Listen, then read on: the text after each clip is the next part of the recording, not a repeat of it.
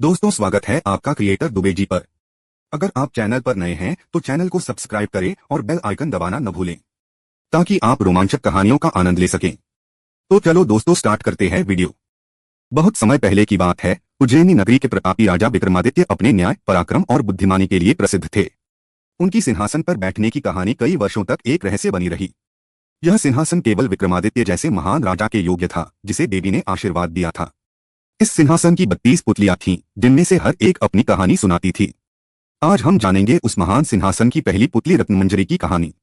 जब राजा भोज को विक्रमादित्य के सिंहासन का पता चला तो उन्होंने भी उस पर बैठने का प्रयास किया।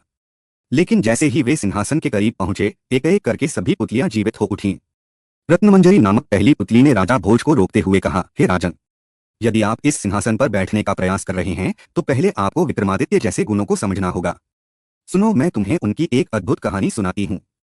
विक्रमादित्य के शासनकाल में एक बार उज्जैनी में भीषण अकाल पड़ा। प्रजा भूख से त्रस्त थी और राज्य में अन्न का संकट हो गया था।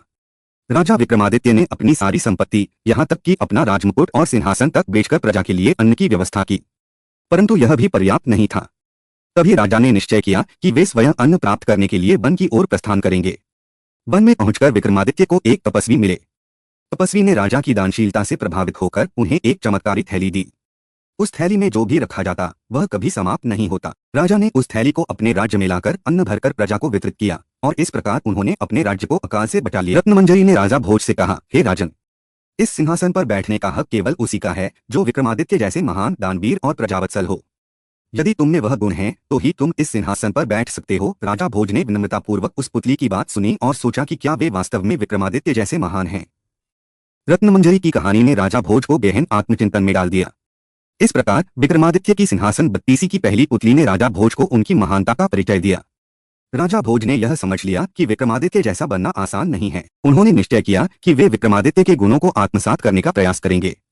इस तरह रत्नमंजरी की कथा समाप्त होती है, लेकिन सिंहासन 32 की अन्य पुतलियां और भी अद्भुत कहानियों के साथ प्रतीक्षा कर रही हैं। दोस्तों, आप देख रहे थे चैनल क्रिएटर दुबे जी। अगर आपको स्टोरी पसंद आई हो तो वीडियो को लाइक और चैनल को सब्सक्राइब करें।